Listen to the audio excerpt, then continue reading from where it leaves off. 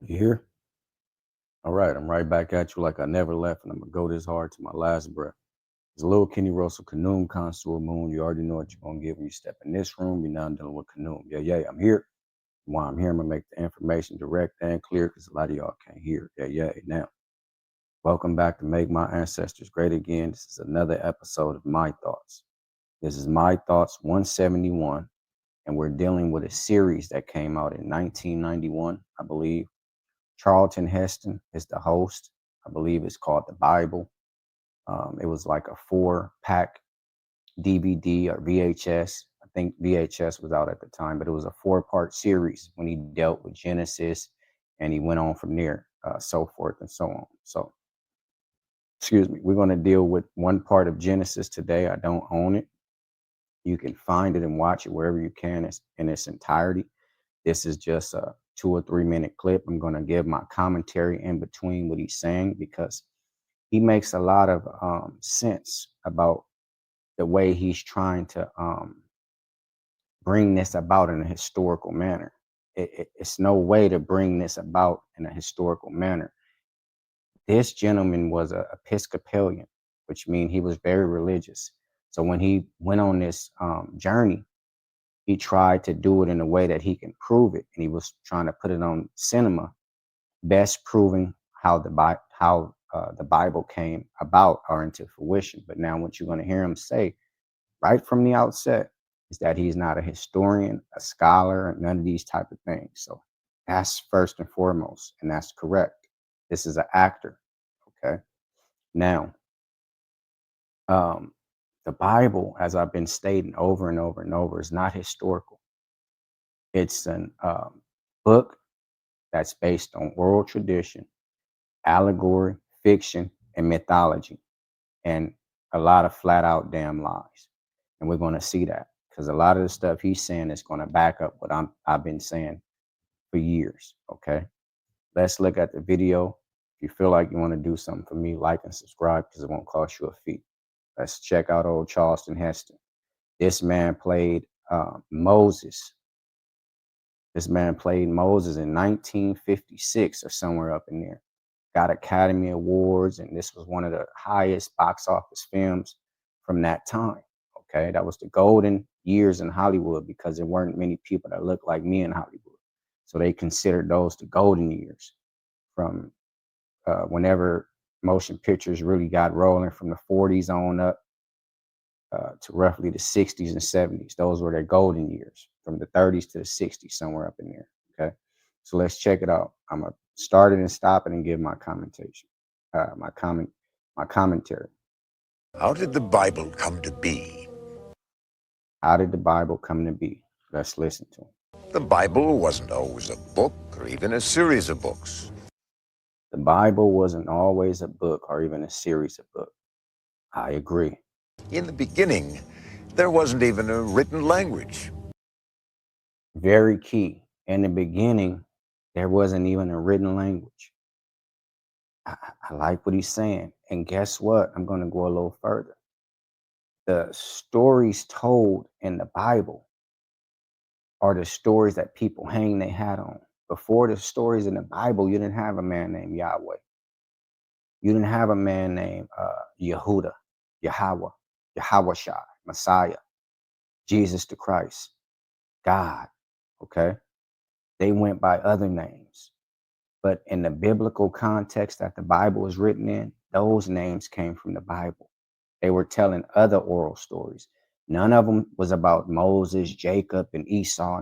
They didn't exist yet. The Bible created those names, okay? And literature, religious literature.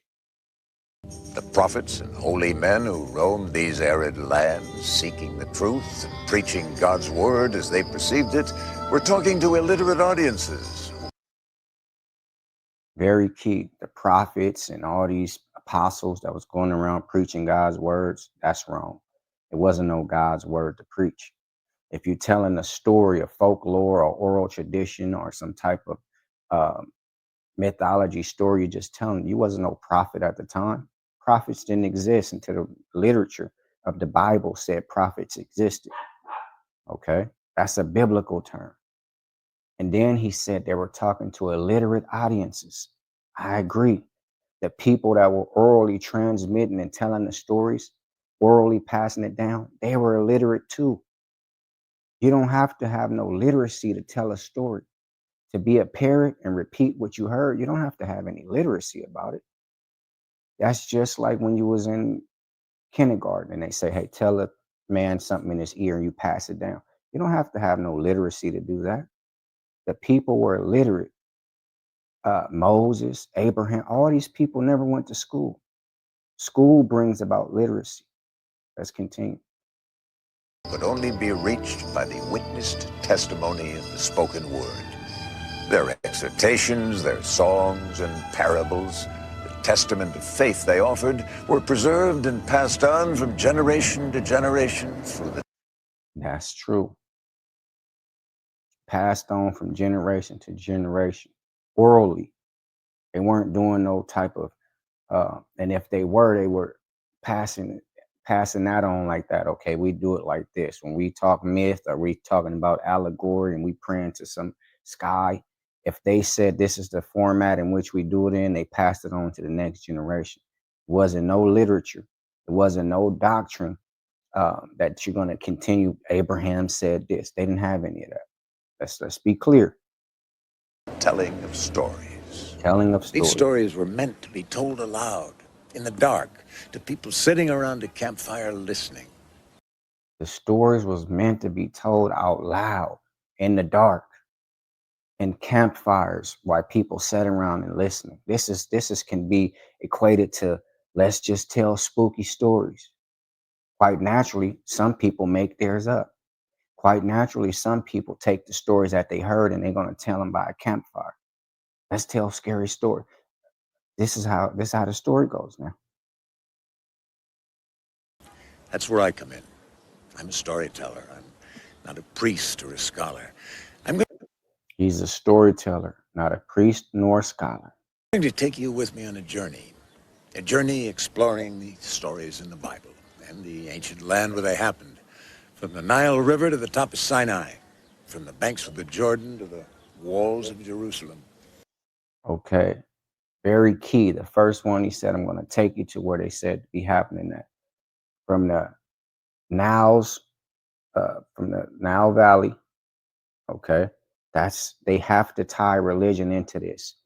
Every religion has to say they had somebody wandering around in Egypt, or the Egyptians kidnapped them, or the Egyptians put them in slavery, or the Egyptian.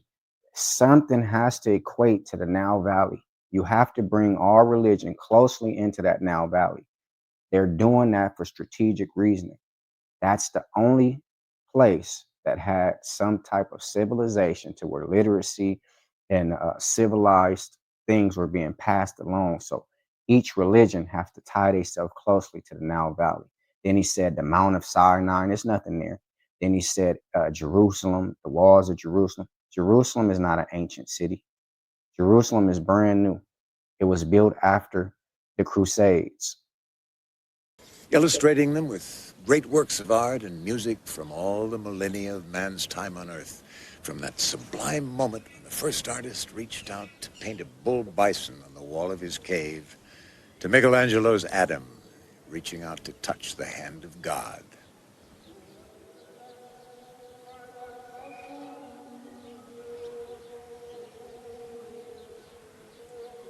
This is the old city of Jerusalem, built by King Herod and destroyed by the Romans in 70 AD. This is the city of Jerusalem, built by King Herod and destroyed. Let me go back. In 70 AD. Okay, that's a lie. This is the old city of Jerusalem, built by King Herod and destroyed by the Romans in 70 AD. Destroyed by the Romans in 70 AD in a biblical manner. Built by King Herod, another biblical name, never existed. That's the fallacy. That's the mythology that they tell to give the Bible some type of historical stance or something to historically stand on. That city is not historical. Now he's going to give you the date that everything you see the ruins that he's looking at now he's going to give you the real date. Listen. What you see now was mostly built during the Crusades and after, on the ruins of the ancient city. Jerusalem is a holy city to three religions. The mosque, the Golden Dome of the Rock, is built over the rock at the summit of Mount Moriah, where Abraham is said to have taken Isaac to sacrifice him. It stands on the Temple Mount in the exact spot where the sacred Second Temple of the Jews stood in the time of Herod. There's the western Wailing Wall of the temple enclosure, where devout Jews come to pray. The temple itself no longer exists. The Roman general Titus tore it down, stone by stone, along with the rest of the city. That wall is as close as you can get to the site of the temple without trespassing on the forbidden inner precincts. Just down the road there stands the Church of the Holy Sepulchre, built on the site where Christ is said to have been crucified. Jerusalem is quite literally the largest religious center in the world, and certainly the most spiritually crowded.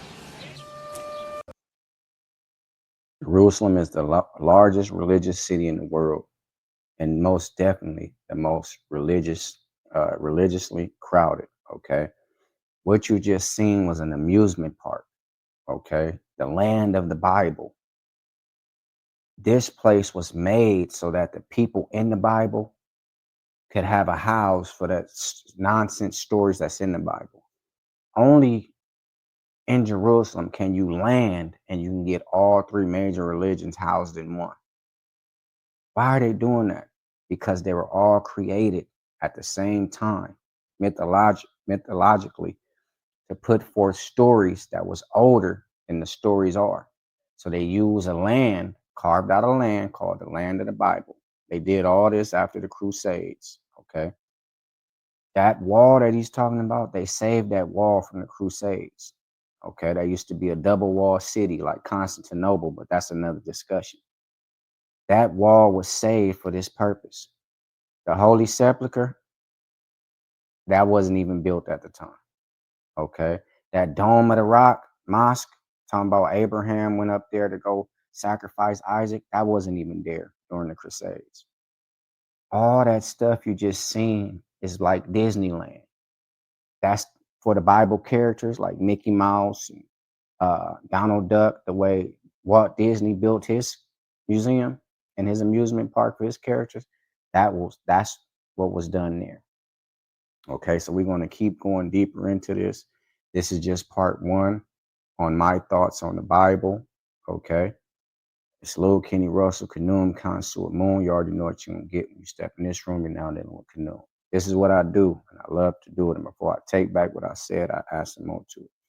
That's just part one of peeling back all the lies, the falsehoods, the fallacies. He started off saying these are oral stories, oral translations, translated to people, passed down from generation to generation. And that's all it is. But later on, you had people that took these certain names, incarnated names, and inserted them into the stories. Then when Michelangelo and all these people came about, you had pictures to go with that name and stories, narrative stories attached, and they started to insert them in the Bible. We're going to get to that. Like, share, subscribe, comment, and I thank you for watching. And remember, education and preparation is the first step to retaliation. So before you pick up a weapon or a religion, pick up some knowledge. Yeah, yeah.